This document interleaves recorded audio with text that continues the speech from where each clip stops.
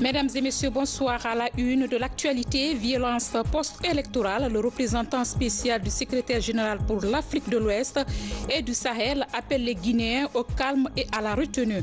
En mission à Conakry, Ibn Chambas condamne tout recours à la violence.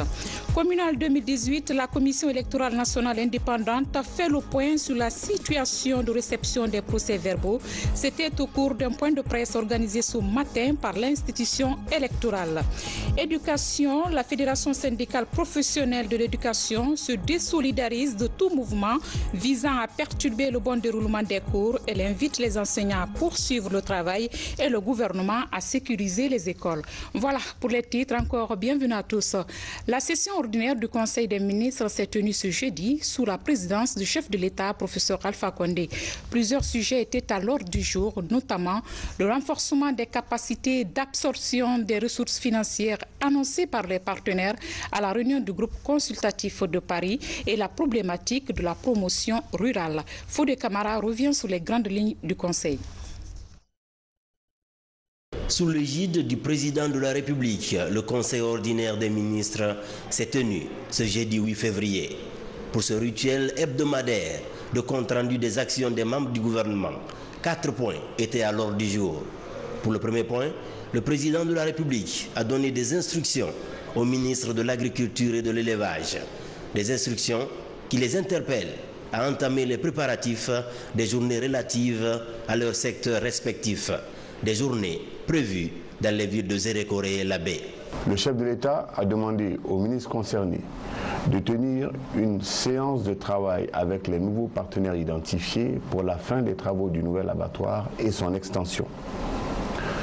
Le président de la République a demandé à Madame la ministre de l'Agriculture d'évaluer l'impact de la sécheresse qui a prévalu cette année dans certaines régions sur la production de riz, de faire le point sur la fabrication en cours de décortiqueuses de fonio, de suivre l'évolution de la vente des engrais aux paysans, de prendre les dispositions nécessaires pour la mise à disposition sécurisée des moissonneuses-batteuses dotées de systèmes GSM avec une procédure de location en mobile money, de préparer également la mise à disposition pour les femmes et les jeunes de décortiqueuses après des séances de formation avec des instructeurs expatriés. Le président de la République a demandé au ministre en charge de l'élevage de faire le point sur les travaux de réhabilitation des fermes de Famouila et de Boké. Le chef de l'État a instruit le ministre en charge de l'industrie, en relation avec le ministre en charge de l'habitat, de faire la situation des zones industrielles et du parc industriel existant. Le président de la République a insisté pour la récupération des domaines industriels qui n'ont pas été mis en valeur à date. Le chef de l'État a demandé au gouvernement de veiller à ce que les réunions et événements officiels soient programmés à temps en vue de prendre les dispositions nécessaires pour leur correcte organisation. Le Premier ministre a aussi fait le compte-rendu de la session ordinaire du Conseil interministériel. Autre communication, le ministre du Budget a fait le point autour de la nomenclature des services publics dans la loi de finances 2018.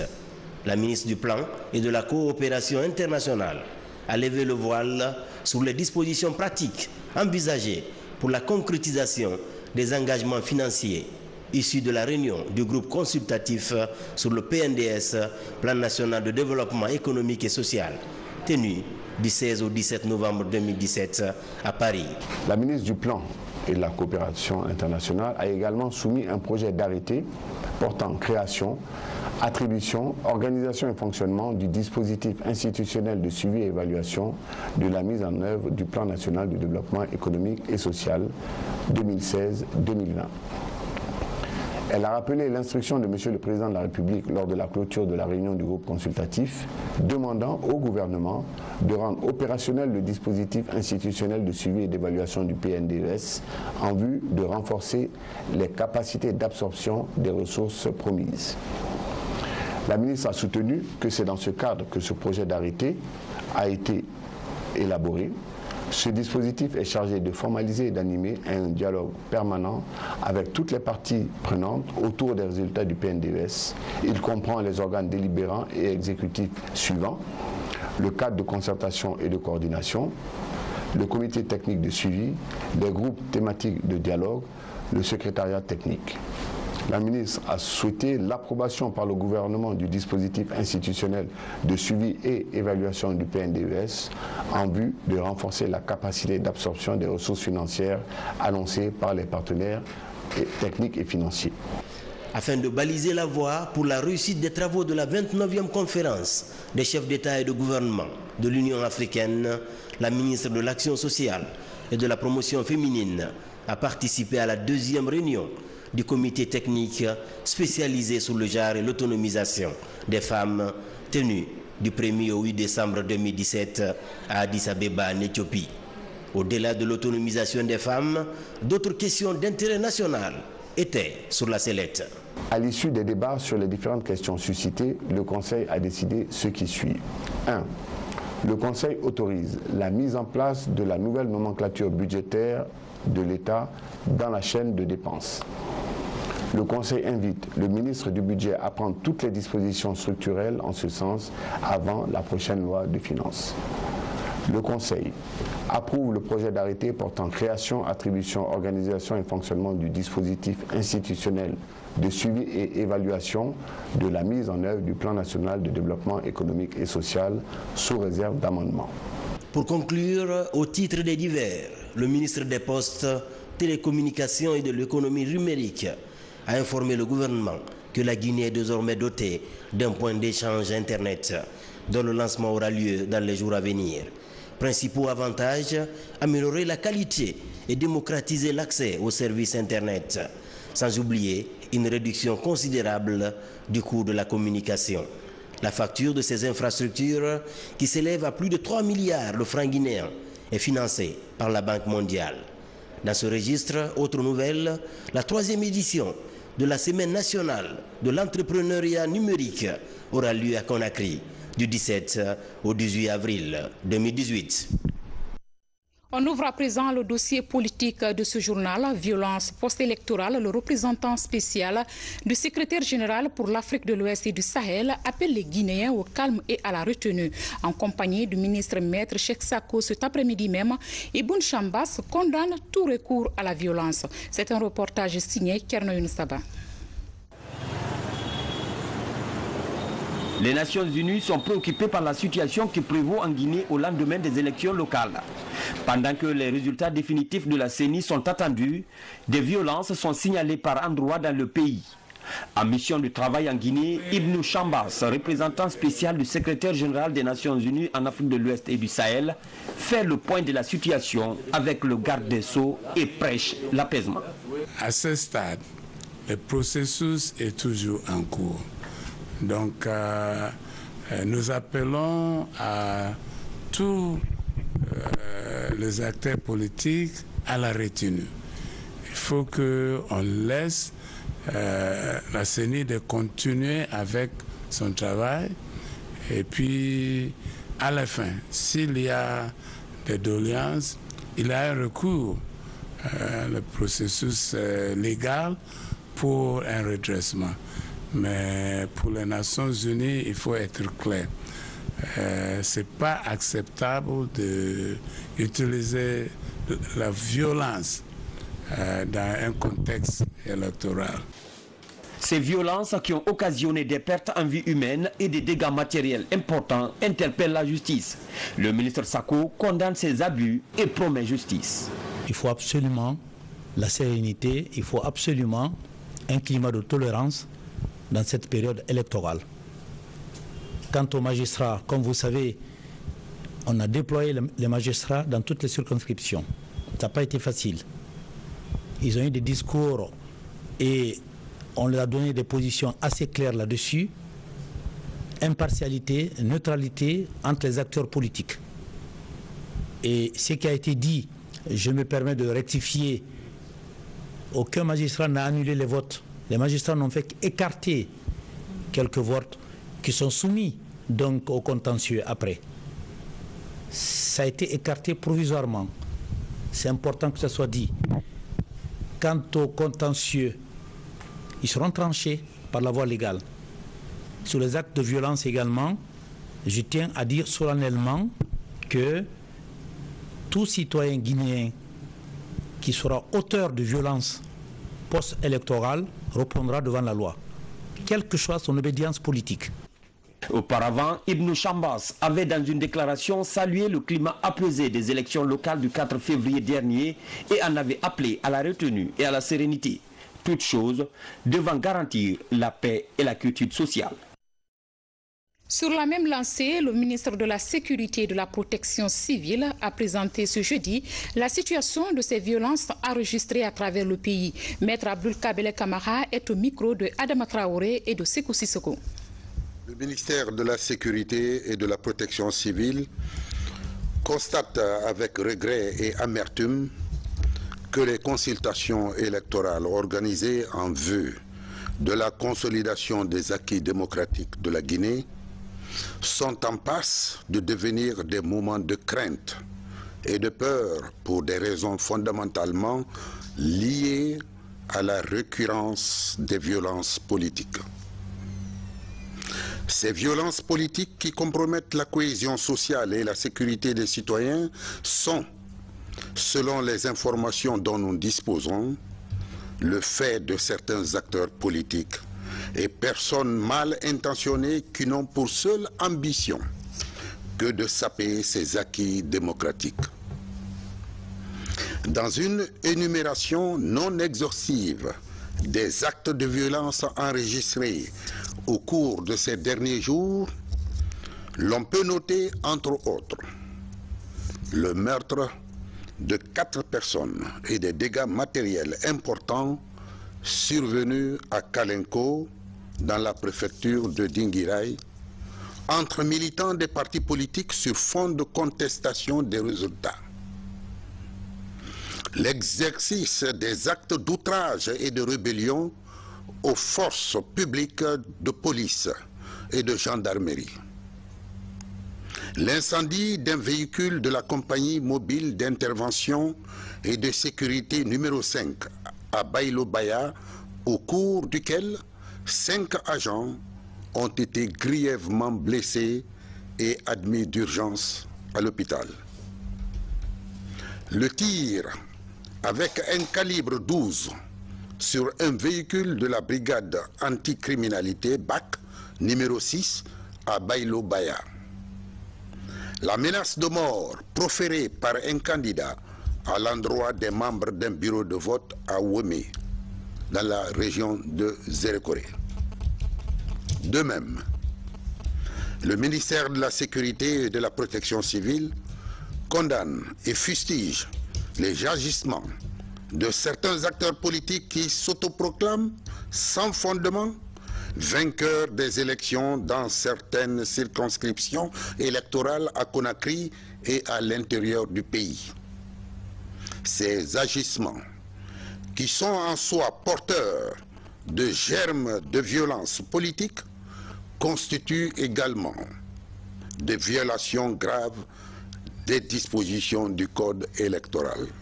Le ministère de la Sécurité et de la Protection civile, en collaboration avec l'unité spéciale de sécurisation des élections, UCEL, réaffirme sa détermination à assurer sa mission régalienne de protection des personnes et de leurs biens en mettant un terme à tout acte de nature à troubler l'ordre public et la paix sociale d'où qu'ils proviennent.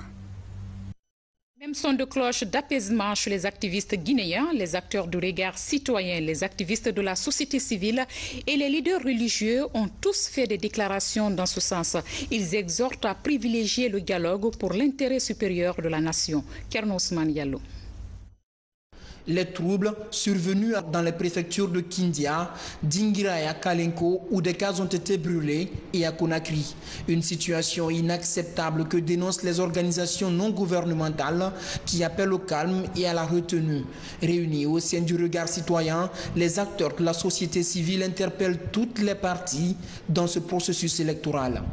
Aux autorités de faire toute la lumière sur les graves violations des droits humains perpétrées sur les paisibles populations à Kalinko, Kindia Baïlo-Baya, Tombolon, Dogomé, etc. Invite les acteurs politiques, candidats, partisans et sympathisants de faire preuve de retenue à cette période sensible et d'attendre la proclamation officielle des résultats par la commission électorale.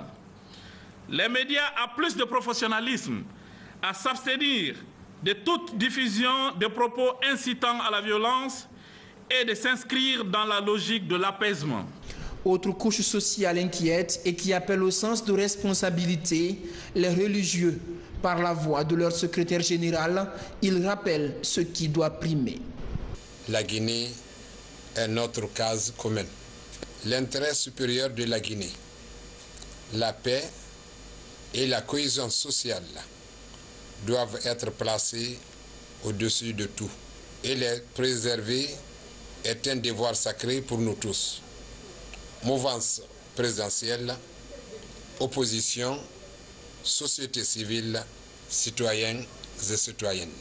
Dans la même déclaration, le secrétaire général aux affaires religieuses appelle à organiser des journées de prière vendredi et dimanche prochain pour implorer la grâce divine afin que la Guinée franchisse le reste de cette étape de son évolution dans la quiétude. Justement, parlant de ces échéances électorales dans l'attente des résultats définitifs, le président de la CENI a animé un point de presse ce matin au siège de l'institution. Maître Amadou Salifou Kébé a fait le point sur la situation de réception des procès-verbaux. Makemedozo nous en dit plus. Le président de la Commission électorale nationale indépendante face à la presse. Maître Amadou Salifou Kébé communique sur le niveau d'avancement de réception des procès-verbaux en provenance des commissions administratives de centralisation des votes. Sur les 342 circonscriptions électorales, 170 sont déjà parvenus à la CENI. Parmi ces procès-verbaux disponibles, d'autres font l'objet de contentieux. Quand les commissions administratives de centralisation de vote reçoivent les procès-verbaux des bureaux de vote, ils font une centralisation des voix, de toutes les voix qu'il y a. Au cours de cette centralisation, il arrive souvent qu'ils constatent des procès-verbaux douteux ou des procès-verbaux qui, selon eux, ne sont pas sincères. Il a été demandé par la loi à ce que ces procès-verbaux soient mis de côté. Peut-être parce qu'il y a tellement de ratures là-dedans qu'on ne peut pas lire les chiffres correctement. Ou peut-être que parce que ces procès-verbaux ne sont pas signés, ou sont arrivés à la centralisation dans des conditions obscures. Donc, puisque les présidents des CACV ne peuvent pas annuler ces procès-verbaux, il les a été demandé par la loi de les mettre de côté, mais de faire un rapport circonstancié. Ils notent pourquoi, dans leur comptabilisation, ils ne peuvent pas comptabiliser ces procès-verbaux. L'une des anomalies signalées pendant ce scrutin est le vote par procuration, une façon de voter légalisée par le code électoral révisé. Autre problème concerne l'annulation des procès-verbaux par les commissions administratives de centralisation des votes, CACV. Aucun président de CACV n'a le droit d'annuler un procès-verbal. Il est apparu que c'est de ce côté, c'est-à-dire que ce n'est plus le côté des PV multiples qu'on s'accroche, ce n'est plus le côté du bulletin de vote qu'on dit qui ont été précochés, mais on dit qu'il y a eu des votes par procuration multiples. Mais comment cela peut se passer? C'est-à-dire que si vous avez 5 000 procurations, il vous faut 5 000 cartes d'électeurs qu'à remettre à 5 000 personnes qui ont déjà voté pour venir remplir le bureau de vote. Ça, nous sommes perplexes. Bon, à ce jour, je vous parle avec beaucoup d'honnêteté, je n'ai pas vu ces procurations-là. Ce vendredi, le président de la CENI va se prononcer sur les résultats définitifs des circonscriptions électorales validées par la justice. Cette bonne nouvelle pour l'économie nationale. Plus de 165 millions de dollars, c'est le montant que les agences du système des Nations Unies proposent d'apporter à la Guinée pour l'agenda 2018-2019. La somme va servir à financer les priorités nationales définies dans le plan national de développement économique et social. La signature du plan de travail biennal s'est tenue au ministère du Plan et de la Coopération internationale. Explication, Memouna Bila Diallo. Le plan de travail biennal du système des Nations Unies est revu. Les agences de l'institution onusienne renouvellent leur soutien à la Guinée pour la période 2018-2019. Le plan tient compte des priorités nationales en matière de développement, des priorités clairement exprimées dans le PNDS. Nous avons un volet qui va couvrir tout ce que nous savons faire dans le domaine de la gouvernance politique, économique, sociale, mais avec un grand volet de renforcement de capacité des institutions, de la société civile et du secteur privé. Le deuxième axe, c'est au niveau de la transformation économique et en même temps à la protection de l'environnement. Le troisième axe, c'est l'axe de l'accès aux services sociaux de base. C'est tout ce que nous faisons dans la santé, l'éducation, la protection des populations vulnérables, notamment la lutte contre les violences de toutes sortes, y inclut la violence faite aux femmes. Enfin, le quatrième axe est lié à tout ce que nous allons faire en termes de promotion de l'entrepreneuriat pour la création de l'emploi. Donc l'axe sera focalisé surtout sur les jeunes, les femmes, mais aussi le groupe des handicapés. Pour la mise en œuvre de ce plan cadre, plus de 167 millions de dollars sont attendus. À ce jour, un peu plus de 100 millions sont disponibles. C'est le fruit d'un long processus de planification et de budgétisation conjointement mené par l'ensemble des agences onusiennes et le ministère du Plan et de la Coopération internationale. Le gouvernement prendra les dispositions nécessaires afin d'intégrer dans le budget national les différents apports financiers, tout comme la mise en place dans les délais de la contrepartie gouvernementale. Tout en exprimant la gratitude du gouvernement aux institutions du système des Nations Unies et à l'ensemble des partenaires au développement, je voudrais inviter les institutions nationales à s'engager pour la mise en œuvre effective de ces plans de travail. Cette convention marque le démarrage du nouveau cycle du plan cadre des Nations Unies pour l'aide au développement, PNUAD 2018-2019. Et puis la Fédération syndicale professionnelle de l'éducation, dans une déclaration, condamne tout mouvement visant à perturber les cours. Par ailleurs, elle invite les enseignants à poursuivre le travail pour le bon déroulement des cours. Francis Collier. Suite à la menace de grève dite des enseignants, le bureau de la Fédération syndicale professionnelle de l'éducation, FSPE, a tenu une réunion ce mercredi avec ses représentations à la base. Il a été question d'analyser le souci des parents d'élèves. À l'issue de cette rencontre, la FSPE a fait une déclaration dans laquelle elle ne reconnaît pas cet appel à la grève prévu le lundi prochain. Un soi-disant avis de grève circule actuellement dans les écoles qui n'émane pas de l'intersyndical FSPE-SLEC. Pour sa part, la FSPE tient à rappeler qu'à l'issue des accords conclus respectivement en février et octobre 2017, d'importants acquis ont été obtenus pour tous les fonctionnaires en général et pour les enseignants en particulier. Chers enseignants et enseignantes,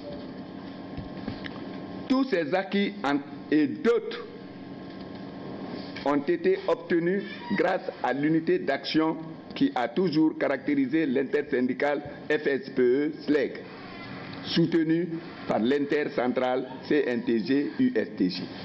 Cette cohésion qui est le socle de notre action syndicale demeure le fondement de notre lutte commune en faveur de tous les enseignants de Guinée. La Fédération syndicale professionnelle de l'éducation a aussi invité chacun à plus de responsabilités tout en garantissant la poursuite des négociations pour le bien-être de l'école guinéenne. La FSPE invite tous ses adhérents à la retenue en restant unis dans la sérénité, car la division ne profite à personne. Le bureau exécutif national de la FSPE n'étant pas signataire du dit avis de grève, demande à tous ses membres de continuer le travail. Ainsi, il invite le gouvernement à assurer la sécurité des enseignants et les élèves dans les concessions scolaires. La Fédération syndicale professionnelle de l'éducation réitère sa détermination pour toujours défendre les intérêts supérieurs des enseignants et enseignantes de Guinée dans la légalité. À ce titre, elle les informe que les négociations continuent pour d'autres acquis. Unis, nous vaincrons. Pour éviter des perturbations de cours, la Fédération syndicale professionnelle de l'éducation entend trouver de l'équilibre entre l'avenir des enfants et la lutte syndicale. On en vient maintenant au changement climatique. Le ministère de l'Environnement et ses partenaires échangent sur l'identification et le financement des projets visant l'atténuation des effets du changement climatique. C'est pour accélérer la mise en œuvre de la contribution nationale dans la lutte contre le réchauffement climatique. Mohamed Alpha Baldé nous signe ce reportage. La concrétisation effective de l'accord de Paris sur la lutte contre les changements climatiques reste encore une question entière. Son application patine et les pays les moins avancés attendent toujours les financements promis pour la mise en œuvre de leur contribution nationale déterminée. Avant 2030, la Guinée a par exemple promis de réduire son empreinte carbone de 13%. Le pays compte mettre en avant son potentiel hydraulique et solaire pour privilégier des énergies propres dans son processus de développement. Les besoins en financement sont estimés à 6,5 milliards de dollars US pour la période 2016-2030 pour le seul secteur énergétique en matière d'atténuation et de 1,7 milliard de dollars US pour la même période dans le cadre de l'adaptation, dans les domaines de l'agriculture, la pêche, l'élevage, etc. Il permet aussi d'accroître le niveau d'investissement des projets et programmes qui feront l'objet de soumission aux partenaires techniques et financiers conformément à notre plan national de développement économique et social. Cette nouvelle rencontre entre le département de l'environnement et la branche climat de l'Agence française de développement en Guinée est la suite du récent sommet sur le climat tenu à Paris après la COP23 en Allemagne. La France a promis 30 millions d'euros à 15 pays africains, dont la Guinée, pour mieux encadrer leurs projets. Cette facilité devrait permettre aux pays de préparer en fait la mise en œuvre de leur NDC. Donc en les appuyant dans la réalisation d'études de faisabilité, dans des programmes de renforcement de capacité, donc asseoir des bases pour leur permettre de financer les programmes, les projets à connotation climatique. Avec son positionnement stratégique pour l'équilibre climatique de la sous-région, la Guinée compte être en première ligne dans la bataille pour la limitation du réchauffement planétaire à 2 degrés comparé à la période pré-industrielle. Et ce communiqué du gouvernement sur la situation de la fièvre de Lassa. Les autorités sanitaires du ministère de la Santé ont été informées par le bureau OMS Guinée de la notification d'un cas de fièvre Lassa dans la préfecture de Ganta, Libéria. Il s'agissait d'une femme en provenance de la Guinée qui avait été reçue dans la clinique méthodiste de Ganta le 9 janvier 2018, décédée le 11 janvier et enterrée de façon digne et sécurisée dans la même préfecture de Ganta, Libéria. Les résultats des tests sanguins du 10 janvier au Libéria, confirmant la nature de la maladie, ont été reçus par l'OMS le 13 janvier 2018. Aucun des cas contacts de la patiente au Libéria n'a été malade ou testé positif à la fièvre de Lassa. Le 19 janvier, une mission d'investigation s'est rendue à Guéké, préfecture de Yomo, localité d'origine du cas. Cette équipe a enregistré 28 contacts, tous libérés après les 21 jours de suivi réglementaire sans déclaration de maladie selon les directives de l'OMS. Aucun des contacts de la patiente en Guinée et des malades fébriles n'a été malade ni testé positif à la fièvre de Lassa. Sur la base des résultats des investigations épidémiologiques, la Guinée n'est pas en situation d'épidémie de fièvre Lassa.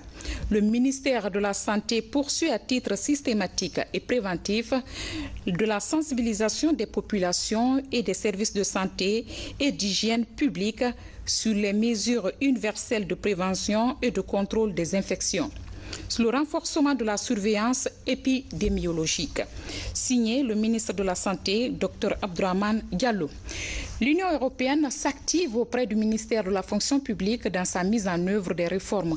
Elle vient d'offrir des engins roulants et outils informatiques d'une valeur de plus d'1 milliard de francs guinéens. Compte rendu Baba Kouyati. Le projet d'appui à la décentralisation et à la déconcentration entre dans sa phase active. Après la validation des différents textes, l'Union européenne décide de rendre opérationnels les services en charge du projet.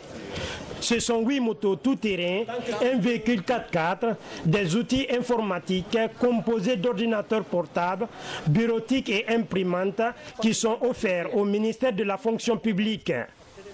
Le don vise à accélérer la mise en œuvre des réformes en cours dans la gouvernance locale. C'est bien clair que le texte législatif sont importants, mais il faut aussi le matériel pour l'implémenter.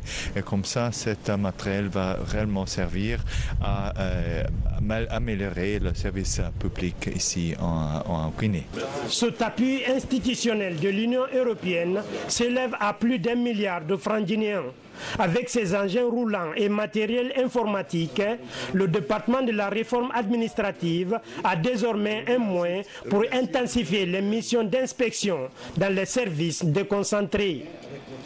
Nous sommes maintenant à la phase de mise en œuvre, de vulgarisation, d'appropriation. Donc ces outils vont nous servir à renforcer les capacités de nos services et aussi à renforcer nos moyens de contrôle sur le terrain. Parce que ces 8 motos sont destinées justement à nos inspections régionales de l'administration publique, qui sont nos services déconcentrés, qui doivent approfondir la déconcentration et la décentralisation, qui vont nous permettre de contrôler les présences et fiabiliser l'application de la réglementation, le contrôle des structures. Ce don intervient au moment où le gouvernement mise sur les collectivités locales pour booster le développement à la base. Clôture de la Semaine internationale de lutte contre la faim, une initiative de Lions Club qui se tient chaque année pour venir en aide aux personnes vulnérables. Après la commune de Matoto, les membres de Lions Club ont offert des vivres aux élèves de l'école primaire de l'île de Kassa. Nabi Zakaria Bangoura. La lutte contre la faim s'inscrit parmi les priorités de Lions Club International. Cette institution humanitaire inscrit désormais dans son plan d'action la Semaine internationale du service pour lutter contre la faim. À l'occasion, les 13 clubs de Lions district 403 A1 de la région 16 de Guinée se sont mobilisés pour donner une couleur particulière à cette cérémonie de partage avec des personnes démunies. Nous sommes très heureux de la mobilisation de tous les lions de Guinée qui sont venus en très grand nombre partager un repas et faire des dons aux albinos et aux enfants réfugiés qui sont en Guinée. Également nos amis malvoyants qui sont arrivés aussi en très grand nombre. Un moment amical et fraternel aux membres de Lions Club, élèves de l'école des réfugiés de Bellevue. Des personnes malvoyantes et albinos se sont côtoyées, partager des plats pour exprimer l'amour et la solidarité de Lions Club envers des personnes en détresse et nécessiteuses. Donner à ceux qui n'en ont pas, c'est partager. Donc nous, notre but, c'est de partager. Notre mot d'ordre, c'est oui, serve, c'est servir les autres. Aujourd'hui, je suis satisfaite parce que Nous avons donné le sourire à ces enfants. D'abord, on a eu les albinos, les enfants réfugiés de la Belle-Vue, on a eu les aveugles. Donc c'est pour vous dire que vraiment, on est satisfaite et on est très à l'aise avec nos actions que nous faisons sur le terrain en interclub. Au terme de cette cérémonie marquée par des actions humanitaires, les membres de Lions Club ont distribué des vivres à toutes les personnes démunies invitées pour la circonstance. Page noire, le vice-amiral Amara Bangoura a tiré sa révérence. Décédé des suites de maladie, le défunt a reçu les derniers hommages de l'armée nationale ce jeudi à la base logistique de l'armée de mer. Regagnera sa dernière demeure demain, vendredi, à Sobané, son village natal. Sergent-chef Alassane Diaby, correspondant de la presse militaire. À la base logistique de l'armée de mer, membres de famille, collaborateurs et amis, joints aux forces de défense et de sécurité fortement mobilisées, rendent un ultime hommage à un de leurs, le vice-amiral à la retraite Amara Bangoura, ancien chef d'état-major de l'armée de mer, décédé des suites de maladie à l'hôpital de l'amitié sino-guinéen. Vice-amiral Elhadj Amara Bangoura, le ministère de la Défense nationale, l'état-major général des armées, l'état-major de l'armée de mer, l'armée guinéenne en général, présente à ta famille éplorée leurs condoléances les plus attristées.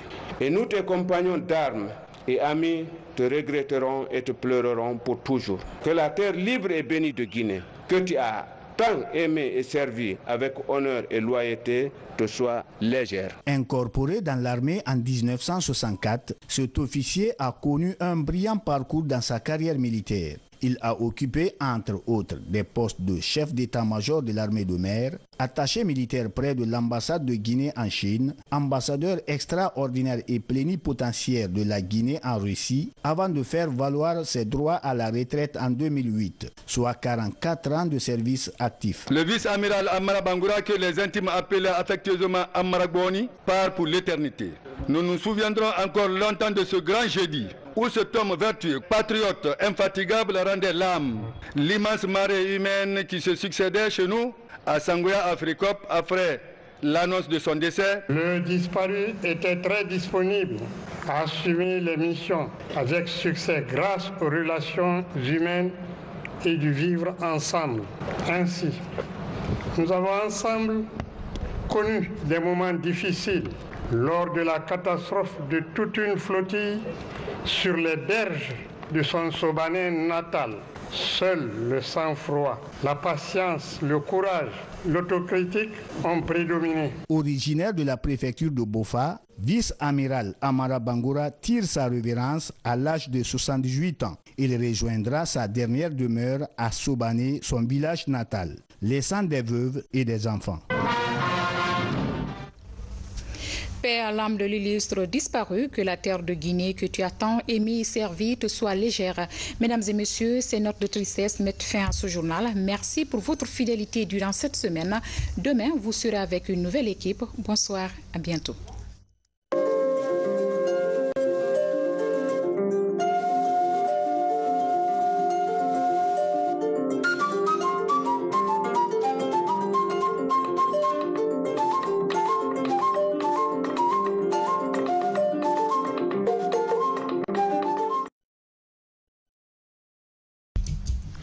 Le ministère de la Sécurité et de la Protection civile constate avec regret et amertume que les consultations électorales organisées en vue de la consolidation des acquis démocratiques de la Guinée sont en passe de devenir des moments de crainte et de peur pour des raisons fondamentalement liées à la récurrence des violences politiques.